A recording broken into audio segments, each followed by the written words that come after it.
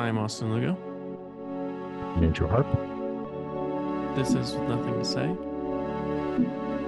Let's talk about Crumb. But this week, we watched. A lot of stunts in this movie. There's a lot of incredible stunt work by the one Robert Crumb. Yeah, We watched Crumb, the documentary about yeah. Robert Crumb. This is the second Terry Zwigoff movie that we've done for the show. By the way, he's the guy who directed Bad Santa. I I did not realize that until after I'd watched it. Wouldn't have guessed it. Not not two movies that you would put together. Not really in a double feature. I mean, obviously same director and same style, but very different films, very different I stories to guess. tell. Have you ever seen Ghost World? Have you ever Uh-uh. seen his movie Ghost World? It's No. like I like Ghost World a lot. It's another movie that Zwigoff directed. It's adapted from the graphic novel Ghost World, and it's very good. It's a very good movie, and uh, it has a performance in it by Steve Buscemi that is very I would say modeled after at least like some things about Robert Crumb, including his 78 RPM record collection. Like they make like his they make Steve Buscemi's like apartment and his record collection look very similar to the one that you see in the documentary. Really? Yeah, it's like all like old dusty 78 RPMs. Terry's filmography, because I went to filmography after the Yeah, film, he's as I funny. usually like to do. It's incredibly small. He's only made one, two, three, four, five, six films. One of them's a short. Two of them are, three of them are documentaries. Mhm. What's this guy been doing with his life? Like, what? I mean, I don't know. because it's not like Crumb wasn't well received. It went to multiple film No, festivals. It's a no, it's a fucking beautiful, awesome. It's one of the amazing greatest film. movies of all time. Yeah, it's like honestly, this is to me like one of the greatest like documentaries that have ever been like made like about an artist, a living artist at least. Like um it's so fucking funny. It's so good. Produced by David Lynch too. Like when it starts to get like, Yeah, David Lynch. David Lynch How presents. That often was do a you see very exciting how moment. often do you see that, by the way? I feel like Never. David, not really. Like I can't really think of another movie that I put on and it's like not a David Lynch movie that you Hmm. see his name right away. So, obviously Robert Crumb I think it's because, Robert Crumb rocks. Like everybody likes him. Like Yeah. everybody's very influenced by him. I'm influenced by him. I think he's awesome. I think he's a real freak. That's undeniably the case. He's definitely a freak, and there's definitely, I mean, I, as someone who makes movies for a living, and I wait until the podcast to tell you this, but I recently got a new job. I work Mhm. at a production company. I don't think I told you the job I got. Did I? I don't know. I don't know. I don't think so. You would remember if I told you because the production company I Mhm. work for is an adult media company. I Oh, okay. film and edit adult media. Okay. And it's the only reason I bring it up is because, there's a lot of talk in this film about this idea Yeah. of how he depicts women, right? And his work, and Yeah, his he if his loves work is yeah, is he loves women. choreographic. Yeah. Which they get a few they get a few feminists to like kind of like comment on his work, which is fine. I don't know if I necessarily agree with them, but I appreciate like them like getting a couple like feminists anyway to kind of like talk about it. Um, because yeah, it's like I don't think I don't think like Robert Crumb, I think he's like he says like he hates women, but I think he just means when he says he hates women, I think he just means he loves them. Like I don't know, like I think he's like trying to be kind of like he's just all over the place, I think. Like he's just like a complicated weird guy.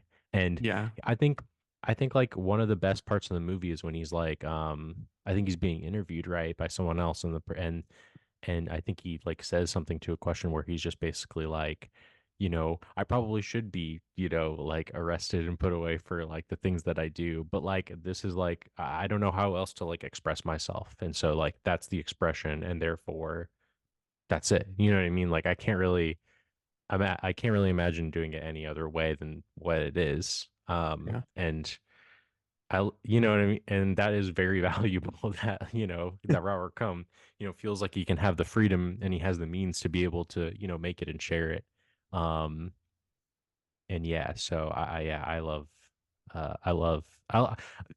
a lot of things that like Robert Crumb says, like philosophically and about Hmm. life and about art and stuff like that. I find very incredible and very moving, which is Yeah. another reason why I don't like necessarily agree with him on everything that he says or everything that he does. But yeah, there's something about him that is really compelling, which why the documentary is so good.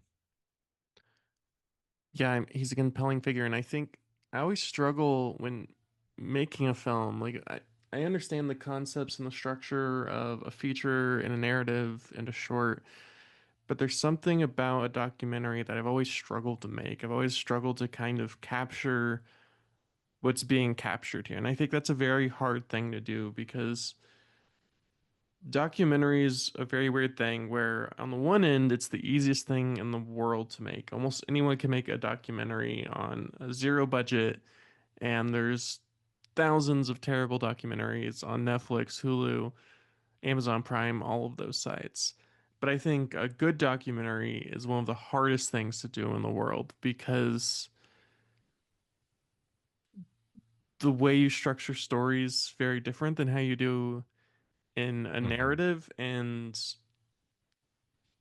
I think why this is so successful, the same rate when we talked about Monrovia, Indiana, is it's not people sitting down for an interview and being asked questions and just sitting like it. I think the problem with so many documentaries is the visuals don't matter, right? The camera's sort of meaningless. I mean, you could walk away from it, right? As long as you can hear it, there's no difference. Where a Hmm. film like this or a film like Monrovia, Indiana, the visuals are everything, right? You need to see, Well, he's like especially a when we're crazy, talking about he's a crazy Crumb. looking guy. Yeah, he's a crazy He's a looking guy. crazy Like the way looking that guy. he's got like a great, like big, like toothy, like smile, Hmm. and the way that he dresses too. He's very, he's always like, I feel like, I hate to say it, but I feel like Crumb is like kind of influenced the way that I dress in a way. That tracks. Like he doesn't like, yeah, he like makes fun of like he's when he sees people walk by, he hates modern life too. Like Yeah. his musings on modern life are I can't help but kind of like identify with and agree with it, right? Where he's just kind of like, the clothes that we wear, like we're like walking advertisements, Hmm. and like he just wears kind of like, like brown clothing and he wears his little hat and stuff. And, he's just kind of like a brown beige kind of guy, but he's like an incredible artist. Like the Yeah. art, of course, like he's a great, compelling figure. But Hmm. if you don't know anything, I don't think you knew anything about the Robert Crumb art, right? Have you ever seen it? Ever like I've seen studied it, some of the looked at stuff it? before, but like I didn't Right. know it was Crumb, right? I Right. wasn't Yeah. really aware of Crumb the artist. Yeah. Like I like to like how they like the beginning is like that part where he's doing his presentation and they just I like that they play that so you as Yeah. the viewer can also like, okay, he's the first the cat guy or whatever. Hmm. But yeah, he's just kind of like an underground comics guy. So he did he's very prolific and he wrote these kind of like he wrote and drew these really crazy comics that are like all about like drugs and sex, and are just like kind of violent and weird and transgressive, very critical of like modern life, very critical of American life and culture. And I love it. It's his portraits too. They show off his portraits. His portraits are awesome. Like he Yeah. has beautiful portraits, like he really kind of like, I don't know, he just really kills it with his portraits. They look so good. But yeah, like not only is he compelling, but his art is also incredibly compelling. And there are multiple scenes where they talk about his work at length. And you can see because and this is one of the things I love about the documentary is they spend a lot of the film just like watching him draw, filming him draw, just It's watching an so good. artist be an artist, right? Just going to these places. I think he lives I like in sometimes San talk, yeah. Francisco, right? So he's going to different parts of San Francisco and he'll sit there and talk and just draw, and you'll just watch him like do what he does. Like it's I think that's one of the most interesting parts about an artist is just watching them do the work. Like you want to understand why an artist is great at what they do. And you can see that he's compulsive about it, right? They talk about how It's crazy. he's He's never super not drawing, prolific. right? Yeah. Whenever they talk to like any of his past girlfriends, they're like, yeah, like we'd be on the bus Yeah. and be drawing on the ticket. We'd They all be, say that. They all hmm say that. Hmm. and you know, you look at because there's this real, it's a really interesting study because they talked a lot of the film is with his family, right?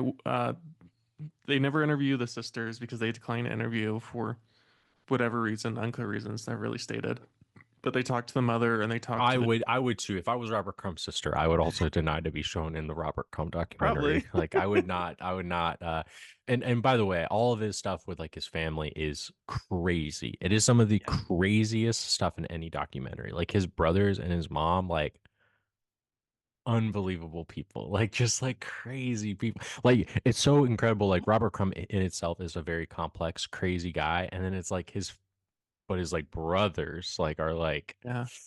whew, it's weird like especially like his older brother, right? Like what's his name? Like I feel Charles or bad that I did. Max?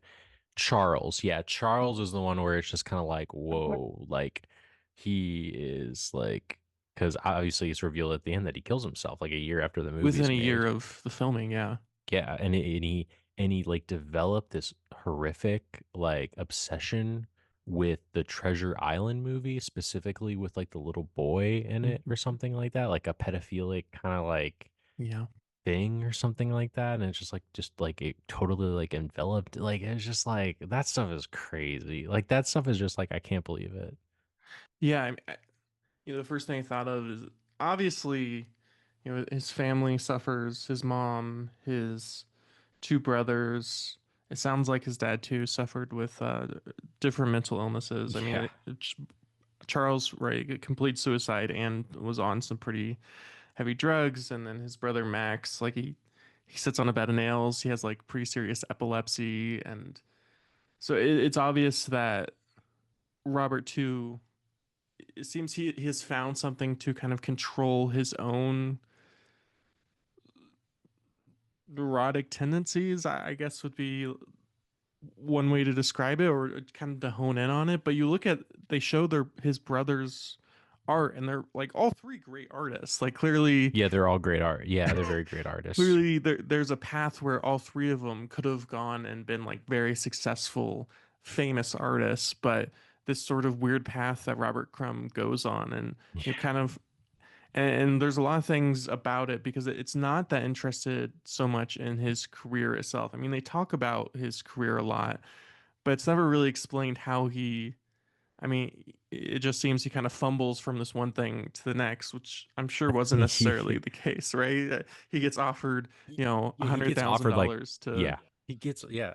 He gets like these crazy offers. The Rolling Stones asked him to draw an album for him, and he's just Yeah. like, "Yeah, I don't really want to do that." No, he's totally like against like commercial art, I guess, or like commercial. He doesn't like it doesn't seem like yeah, it doesn't seem like he cares about doing any Hollywood shit or anything like that or uh and you know and of course like the thing that the movie starts with and ends with the idea that Crumb is like moving from America to France to live like basically in the France countryside. And I think he just says like, hey, you know, France is less evil than America is. And he still lives there, by the way. He Yeah. still lives there. His wife died like a few years ago though, but he still lives there. He's So still alive. There's actually like a big like kind of like official biography out that came out earlier this year about him too. really, So yeah, people, you know, that's kind of like why I thought about the movie. And there's I guess the book too. I read like a review of it or two, and it's like there's like a lot of like even more crazy details about his family, like it like very kind of like ugh, like you I know mean, it definitely nauseating feels. shit. It definitely feels we're just at the surface. I mean, you could spend. I mean, I'm Yeah, sure it's that like this book dives into this more, but there is just so much there. I mean, they talk about, you know, possible molestation, possible rape. Clearly, there yeah, was domestic violence in the family, addiction. His yeah, mother may have been addicted to amphetamines, and just an incredibly toxic, horrible, terrible childhood that they all lived together and Yeah. suffered. And it's so fascinating whenever Robert Crumb is with his brothers because they'll be talking about the most terrible things and they He's have these like yes, giant and he laughs smiles on at their them. face. He laughs at them. Yeah, And he he's laughing at does. because I guess how else do you react to this? I mean, how else do you I, react to these just yeah, I horrific, terrible things that are your uh, life? I mean, there's but no, I think he also doesn't give a fuck either, because like remember when they ask him like when he's like going to France, they're like, "Are you gonna miss your family?" And he's just basically like, "No, I'm not. I'm yeah, not gonna miss them." Like I also just think he's like a sadistic motherfucker. Like yes. I don't think he's doing it to be like nervous. I mean, maybe he is to an extent, but like I do think that too, that he just actually finds it funny, Oh my God. which is I why he's mean, so compelling. yeah, he is. And, there's this, well, what I see as a kind of heartbreaking moment to me is he's talking to one of his past girlfriends. And Yeah. she basically points out the fact that like he was kind of a shitty person to a lot of his girlfriends up to that point. He was just sleeping with whoever and lying about it. And he's like, well, I never really loved anyone, right? I never Yeah, felt he like I says he loved doesn't. anyone, Yeah, and the only person I really ever loved is my daughter, right? And is my it's such a daughter. Yeah, touching, right? And they cut to that, and and he's just playing his the his Game Boy. daughter's playing a Game Boy, and it's so beautiful and so touching. Yeah, it's a And then nice the moment. very next scene is his son. Yeah, his like old son. Yeah, Like, and wait a like his minute. You yeah. don't love your son? Like that? And he No, I clearly think has that I relationship. guess I guess to say like I guess like I think he says like the only I think woman or girl that I ever like was in love that I ever am would that I Right. ever am in love with is my daughter. So I mean like I guess that like kind of tracks, right? Because I think he's talking about like women or girls or whatever. But yeah, but then his son does talk about later in the movie Yeah. about how like his dad basically like left him like and stuff, and they have like a very kind of like on the They rocks don't have a great relationship. relationship. No, and he's like an artist and stuff, and there's that great scene where like really like his really like Robert like is very nice to him about like his artwork and telling him, oh, maybe you should do this or do that, and that's a really nice, really nice kind of touching scene too. Yeah. Um, but it's kind of like him, like I don't know, like it's just Well, kind of I mean, it is, but it doesn't feel. And I think this comes from Robert's own, right? I mean, he didn't really have a good father figure in his life, and he's certainly not the father figure that his father was. But when they have that moment, he's talking about his drawing. It doesn't feel like a father talking to his son, encouraging him to create his art because his son is a good artist. I don't know what his son. I assume his son is yeah, probably still an artist, and I mean, it seems everyone in the family, right? He marries professional cartoonists and artists and painters, and then his son and his daughter's like 8, 9 years old, and she's drawing shit better than I'll ever draw in my life. yeah, And but that relationship, it's clear that it's not. I guess it's the very least not a typical relationship of a father son, and then there's clearly that the sense of the son of kind of wanting to reach out, right? Kind of wanting to have mhm, uh this more traditional relationship because every son wants to have that relationship with their father, and I don't think Robert Crumb is necessarily capable of that kind of relationship with him. I mean, it's clear he has that relationship with his daughter, which is beautiful and touching, and I think he is completely honest when he says that's at least with the woman, the only person I've ever loved, because that relationship does, it feels genuine and honest and not like any of his other relationships. mhm. Yeah, no, yeah, all the meetings he has with his girlfriends are really funny. Like though, yeah, I think you're talking about like yeah, the one that he talks to on the rooftop is very Hmm. like who like shit. Ooh, like and of course, Robert Crumb, he likes a certain type of woman, has a very particular taste, Yes. and he accentuates this in his art a lot. But and you have like women and girlfriends too that are like, he really like kind of like, you know, like the like I felt very seen when he Yeah. like drew me, right? Hmm. Because like I never like had like read or looked at or seen anyone that looked like me before. Um, and like that is said multiple times by women in the movie. Yeah. I think Um, every single wife and girlfriend because he drew all of them. And I think that's really interesting that Hmm. the way he makes connection with the world is through his heart. Like the only way he can express himself as a human being, because they don't talk about him, having these like gushing feelings and talking about love a lot, but when they talk about and when they talk about why they fell in love with him, it's always the art, right? That's the reason. It's as if his only way to express himself is through his art, is through his drawings, and that's how they feel seen, that's how they feel heard. And I think there's this interesting dichotomy going on throughout the film that starts pretty early on in the film with the uh, scene at the museum. And they're talking to all these experts about, oh, this means this, and this piece of art is all about the deconstruction of the American life and blah blah blah blah. And they get all these professional artists, and they're all talking about the not only the legacy of Robert Crumb, but Hmm. these very specific things. And you cut to Robert Crumb, and he's like, yeah, I just draw things. Like I don't think about it. I just sit down and draw something. And I think Yeah. that's kind of at the core of Robert Crumb and why Robert Crumb's work works. And I think why any artist's work works on any level is because he's not trying to say anything in particular. I think he has a lot of things to say, but he Yeah. doesn't sit He down to does. draw a cartoon because he's like, I want to comment on American democracy. I want to comment Hmm. on commercialism. He draws things because he Yeah. wants to draw something. Hmm. And he talks about it being a very subconscious experience. It's not something that's Yeah. coming from the conscious mind, right? He's just drawing And he something talks because. about, and I think too, he talks about how like drugs like maybe accentuated that for him, Hmm. right? He took drugs and stuff like that. I love too, like his disdain for like rock and roll music and like hippie culture and stuff like that. Like he hates hippies, like he doesn't care for hippies.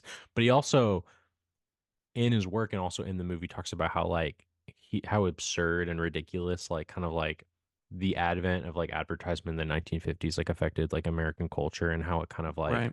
put everything into like these like little nightmarish boxes, right? Like and like you need to have all this like nice stuff or whatever. Like he Hmm. also criticizes that too. He's just kind of like a simple living, you know, asshole. You know, like he just He doesn't just wants his he just records. yeah, he just wants to listen to his like 200,000 like 78 It's so many records. RPM records of like old blues. I was very Actually, jealous. the one like Robert Crumb book that I have is like this book of like portraits he did of like old of like blues musicians that he did. And Oh, it comes cool. with like a CD I think too. I have it like somewhere around here. But yeah, like I think that's the only Robert Crumb like piece of like media that I have. Like I don't think I have any of his like books or anything like that. Um yeah, he just wants to like listen to his records and like draw and like hang out with like his daughter or whatever, and that's pretty much it. Like he just doesn't like he's not interested in like any like superfluous bullshit, and he hates advertisements, and of course he comments and has he comments about like modern like the industrial revolution, how he feels like it kind of ruined everything, and Yeah. I love that part where like he talks about like taking pictures of random like street corners Yeah. and because he needs it as reference for like backgrounds and stuff like that, because he's just like no one can think of this bullshit, like like, he's like yeah, he's got to write about that, no one can, like it's really kind of like it's just kind of like haphazardly, like the way that like America is situated, like cities and stuff with like their infrastructure, electricity, things like that. It's very haphazard, and he's Yeah. right, like. Yeah. There's this great line, and I'm gonna butcher the line, but the basis of the idea is that no one would, I mean, as you're saying, no one would build a city like this. A city is sort of built without people thinking of what it will look like. Like we kind of, and the film ends, and I think this is kind of a culmination of everything, right? The film ends with it's a progress of America, right? Or like the evolution of America. And each drawing is almost Yeah. layered on top of each other, right? This idea that the construction of America is just putting more and more stuff on top of it, right? All these telephone lines and these Mhm. wires and all these different things, and it's just more and more things, right? It just Yeah, becomes. he calls it like uses bullshit or ugly, he's like, yeah. But then there's also this almost beauty in it. I was thinking of That when we too. watched. true stories, right? Yeah. And David Byrne is walking Hmm. down like a suburban community, and each house is sort of quote unquote cookie cutter. And he talks about the beauty of that. Like there's this weird beauty Yeah. in this, right? There's this weird beauty and kind of this thing that we have created, and that we should celebrate it in this weird way. And even though Robert Crumb hates it, but to be fair, Robert Crumb kind of hates everything. I mean, there's nothing, right? There's no point in time where Robert Crumb's Yeah. like, this is a good time to be Yeah. alive. There's He's no a dickhead. Yeah. Yeah. he's a grumpy old man, and I'm sure he still is today. But Definitely. there is just this fascination, right? And it's so admirable to see an artist who, which I don't know, like what part of him is willing to do this, because I know as an artist that someone today, when $100,000 is worth a lot less than it was Yeah. when he was offered $100,000, someone asked me give me $100,000 to make a single piece of art that would take me a week or two, a couple of weeks to do. I'm gonna say yes. Like No, he's just, yeah, which that's why I yeah, admire Robert Crumb because he doesn't give a fuck. he He doesn't give a doesn't care about fuck. money. He just wants to like, yeah, I know he really cares about his work, and I think he cares about sharing it, but only on his own terms. Like, I don't think he wants to do any like movies. He talks about like how Fritz the Cat, like the movie, like ruined his life or something like that. Like, Yeah. he like talks badly about animation. Like, I don't think he likes animation or whatever. He says there has not Um, been a good animated movie since yes. 1940, 40. I is think what he that's says. what he says.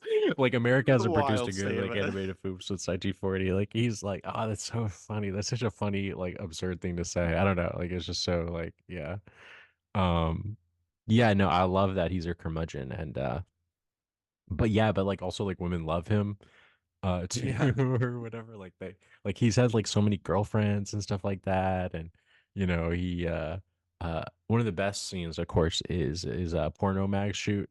Uh Yeah. the fucking like craziest scene in any documentary where like his like ex-girlfriend like is like an editor like for like a He's a bunch of head porno editor for magazines. 3 or 4 porn magazines. Yeah, and like one of them is like Big Ass Magazine or something like that. And like yeah, like they had him like come out for this photo shoot in which like he he like for like with like a bunch of various like women like he was like 4 or 5 different women that he's like doing Hmm. this photo shoot with, and there's like footage, it's like the footage of him, he's like examining them. And It's I so laugh because odd. it's just like, yeah, it's odd. I think like, yeah, like they know what he's like and they're all kind of like on board with it. But yeah, it's Yeah. just like he's like examining these like women and stuff. And it's like, bro, he's like a menace. Like, God, chill. And yeah, you could tell he's just like on like cloud nine too. Like he's like with He's like these like photos and stuff. He also loves this is very Robert Crumb, a very Robert Crumb thing. He loves being given piggyback rides by women as yeah. well.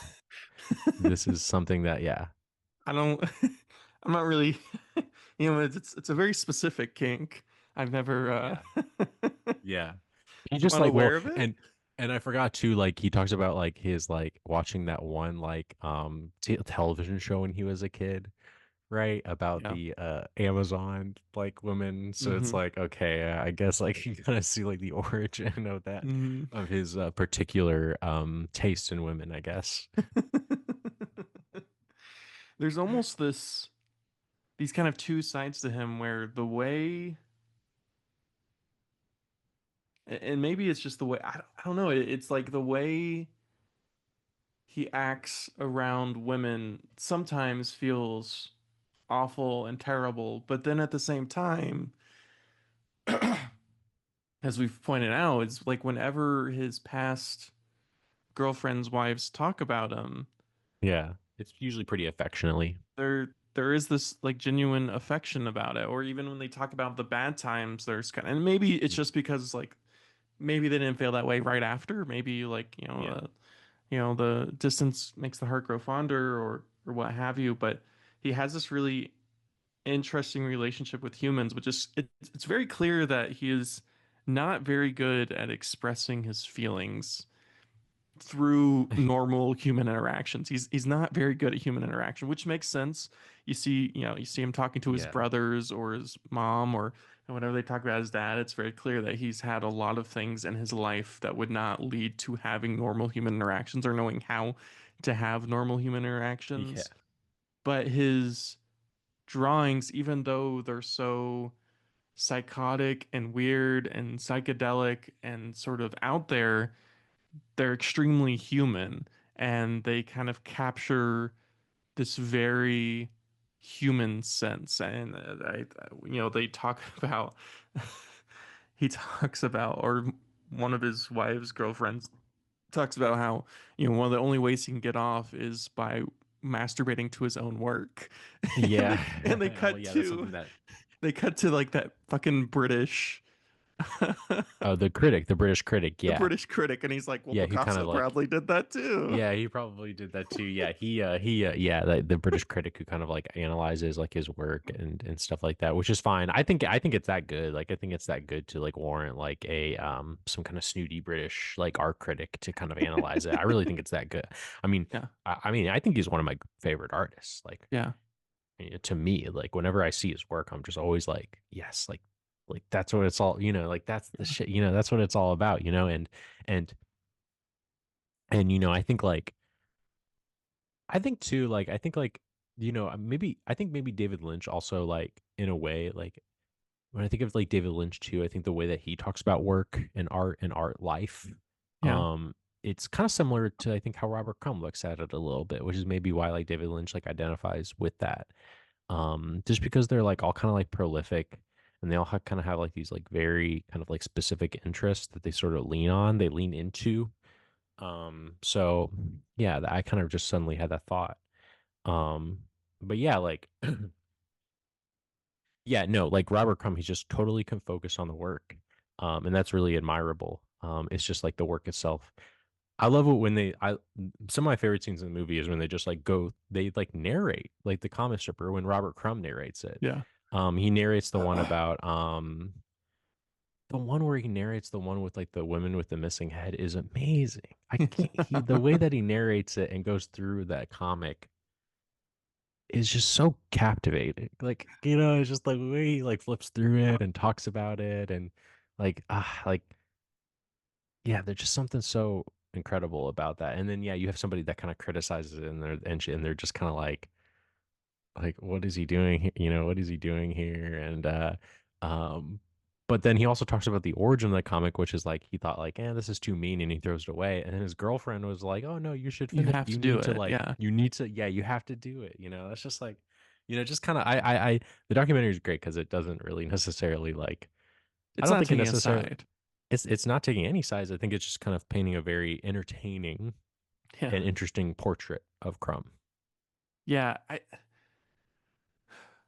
And what I think is so interesting about his work, and I do respect kind of all the critics that come in and talk about his work, but I think at the end of the day, and I think this is true of any artist, and this is what I take out of this piece, and this is what I take out of, I think of something like A Room to Dream, which is, of course, David Lynch's half autobiography, half biography, or we talk about any of the great artists of the 20th, 21st, or any other century, is that the art isn't really theirs. What Robert Crumb thinks about the art, what the reason he made it doesn't matter. And to Robert Crumb, he's not even interested in why it's made. He's not interested in, this is saying this thing or this is saying that thing. And maybe some people will see Robert Crumb's stuff and think that's incredibly offensive to women. That's incredibly offensive to,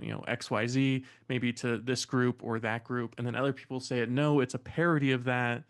Um, these, kind of absurd, cartoonish creations are making fun of the very thing that you think that it's trying to sort of demonize.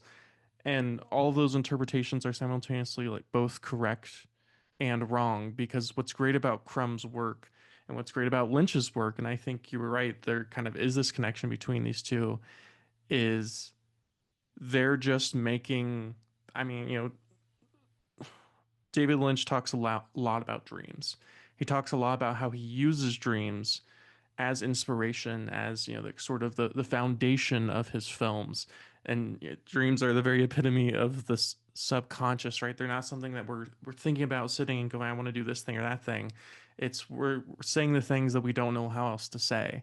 And I think that's exactly what Robert Crumb is doing here. And so when you, as an individual, experience Robert Crumb's work, whatever you get out of it is correct, right? Whether you love it, you think it's funny, you think it's Hmm. horrible, you think, I mean, I love the interactions when not, I mean, with the art critics too, but when they just talk to people who've just seen his work, right? People just, your average Joe as you were.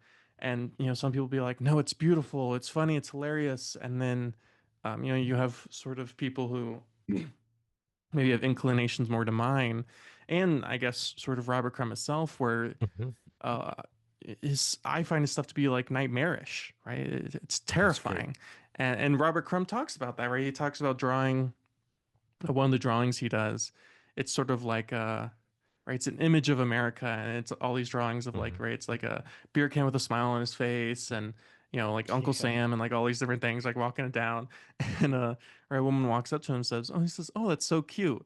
And that's he's so like, "What are you cute. He's talking like, about? This isn't really? cute. Like this is horrific, right? This is the image of America, right? This evil capitalism It's like commercialization of everything. Like it's consumerist. Yeah, terrifying."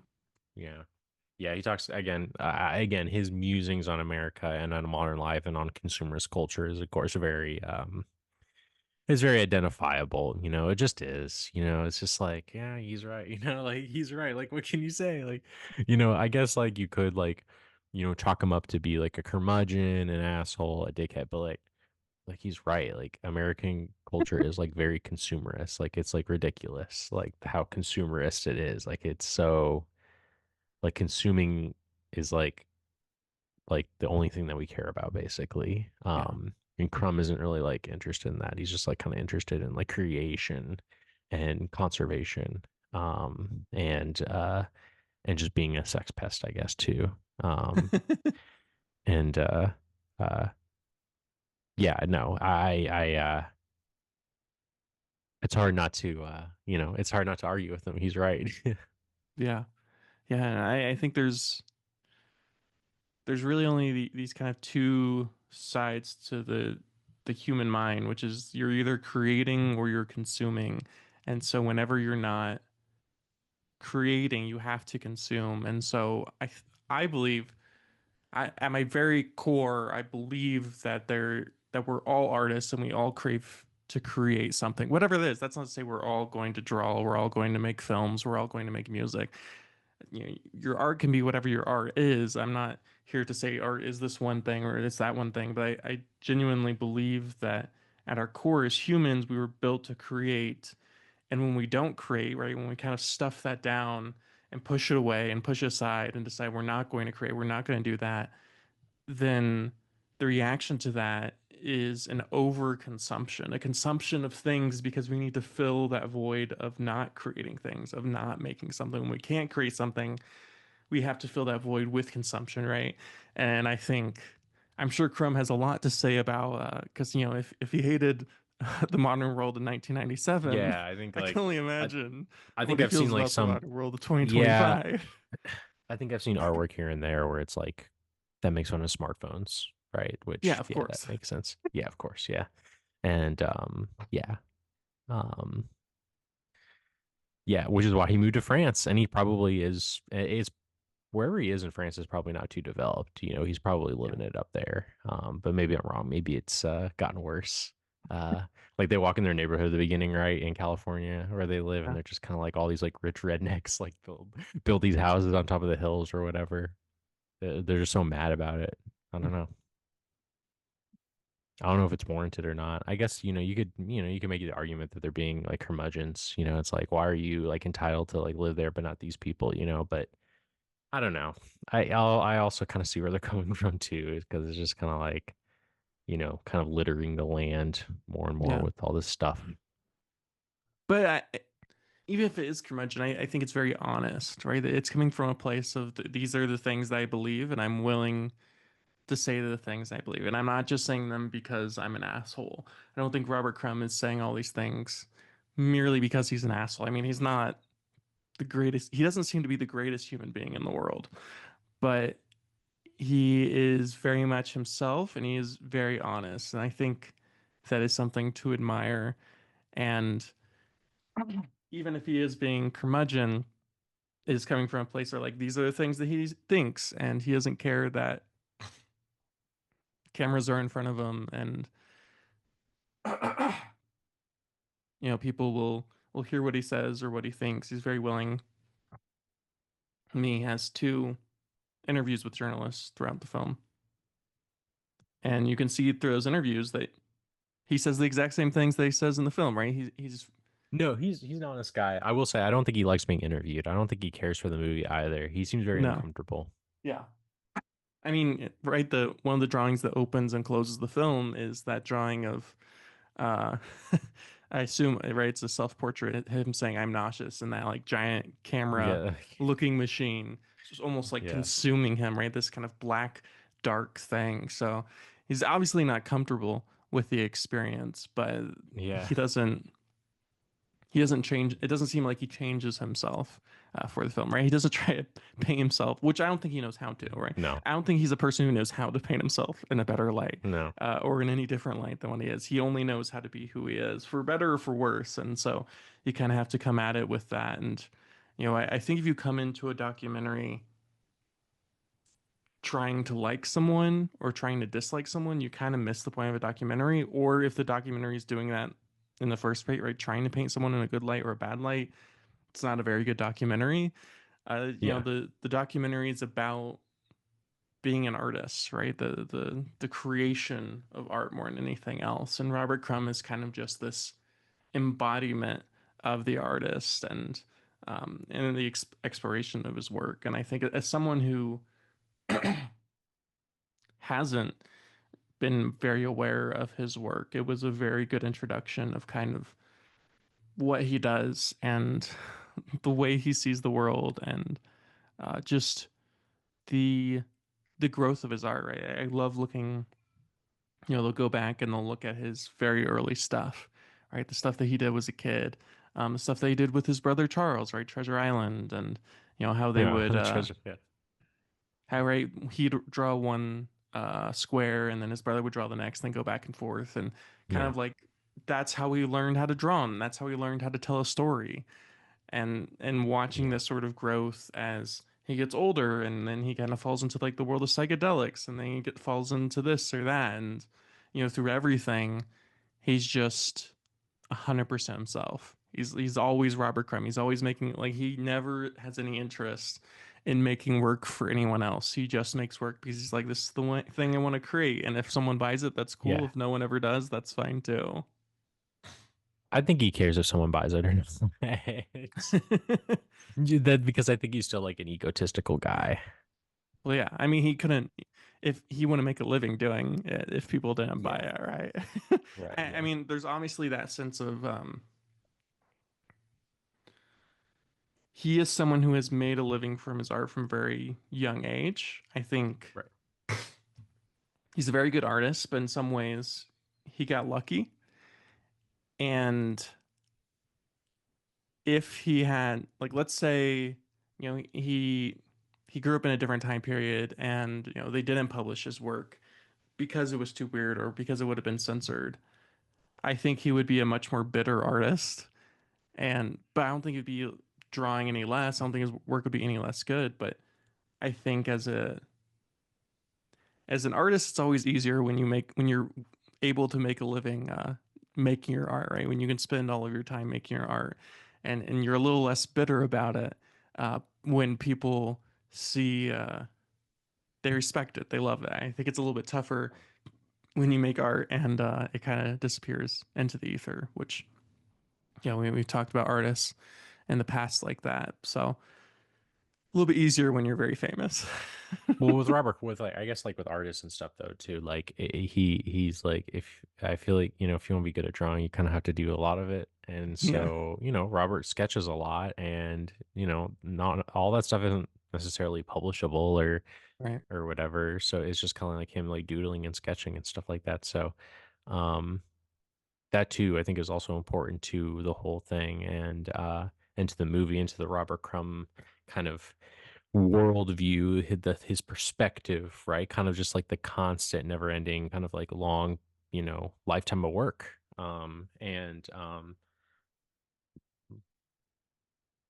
Yeah, it is really quite inspiring. Um, but yeah, again, like, I can't, I can't belabor the point more of just like, yeah, like how it's like him and his brothers, they're so similar and yet they're also different, right? Like the way that like his brothers, their trajectory and his own is just so, like, seeing that trajectory and seeing that difference in them is just Yeah. crazy. Like that stuff is still some of the most compelling stuff ever filmed for a documentary, in my opinion. It's just, I just can't believe it. How they were able to like get and like that crazy like Charles, like he's so far gone. You know what I mean? Yeah. Like even like Robert at the one point in the movie is just like, yeah, he's pretty far gone. At that point, and like Matt, his brother Max tells an awful story about like molesting women out in public or something, like he has like a molestation problem. It's just like, Hmm. oh my gosh, like this is not good. They're just like completely just, I don't know. They just did not end up in particularly great situations. Robert maybe in a better one. But yeah. Yeah, it's interesting that, this idea of a fate, of destiny, of luck, of whatever, that, this tiny sort of crook in the road that led him to be this very successful, world famous, world renowned artist, and his brothers, who it's clear, at the time were just as good as artists, just because of a tiny difference in their childhood. Well, not even in their childhood because they grew up in the same house, but just these tiny little differences that happened in their life led to just not great lives. Very very different trajectories. I mean, people who suffer with severe mental illnesses. I mean, his brother Charles clearly had agoraphobia and obviously depression and some homicidal ideation. And his brother Yeah. Max sits on a bed He of has like nails seizures. and has seizures. Yeah. So it's so interesting to look at a person through their family and see how similar, and just like, especially with his, because his family is so fundamentally interesting. And um and the but you're right, Robert Crumb's just, and it's not, I don't want to say he doesn't care, but like, I don't Yeah. want to say it in a way that makes him like sound like an asshole, but I think there is this sort of detachment that you have to have when there is that, right? There's only so much you can do. And I think, he, I think he's, part of him is like, there's that fear that right, he sees himself as we all see ourselves in our own family, right? And the terror of like, this could be me. I could be this, I could be that. And Hmm. the difference is, it's so small, right? It's so small. And you wonder, if he didn't have his art, um, if his art didn't sort of had the success it had. Because again, right, we look at both his brothers' art; they're both great artists. They both were great artists, and they're not stupid people. Like, they're very intelligent human Yeah. beings. They were not dealt the best hands in life, Yeah. and a combination of mental illness and circumstances and all these things kind of led to just their own destruction. Yeah. You want to wrap up, or you want to? Yeah, You want to wrap yeah, up? yeah. Okay. Well, I'll go first. Hmm. So coming into this documentary, I did not know a whole lot about Robert Crumb. I didn't know who Robert Crumb was when you texted me Robert Crumb. Yep. So I came pretty much blind. When he showed his sort of famous work at the beginning, I was like, oh, I recognize this thing, I recognize that thing. I recognized some of his work, but I was never able to identify it as Crumb. If you asked me who had drawn these things, I would have no idea.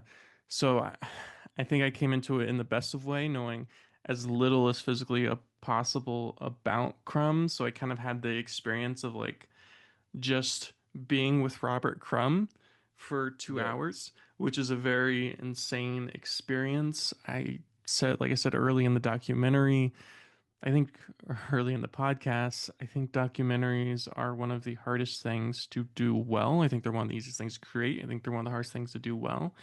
And this film does it very well. It always toes the line of being that fly on the wall and never saying this is right or this is wrong, and collecting those different opinions about both his work and his life and himself, and never saying this is the right thing or this is the wrong thing, which is a very hard thing to do because the moment you put down a camera, you are creating opinion, you're creating a judgment. There's no such thing as objective filming. Everything you film is always going to be subjective. Yeah. That's just how it is, right? It's the same thing with writing. It's any form of art. There's always going to be a certain subjectivity to it because you can't take the human element out of it. And so it's willing to toe that line of objectivity and subjectivity. It doesn't pretend to be objective. It doesn't pretend to be the be all end all of here are the facts. Here's his life. It knows that it's subjective and yet is willing to capture and is able to capture his life in this really fascinating way. And honestly, I think it'd be hard. I think if anyone puts a camera on Robert Crumb, it's going to be interesting because he's just such an interesting guy. Yeah. But this is also just a beautiful and touching documentary. So, I mean, give it a 9 out of 10. Yeah. I'll give it a 10 out of 10. I do think that like it's a Oh, perfect like kind of just because I really do feel that is like the best documentary, one of the best documentaries at least of a living artist. It's super compelling, it's really well made, it really like you said, and it's just so iconic, it's funny. It just really like fleshes out his life and personality really well. So I just, I don't really know what I would change about it, really. yeah. I don't think I would change anything about it at all. Wow. Well, thank you all for listening. You can find everything I do at Austin Lugo. I'm on Letterboxd at Richard Andrew, or Tier Zero Andrew. And you can find this podcast wherever you hear podcasts. You also find us on Instagram, TikTok, and YouTube. I have nothing to say.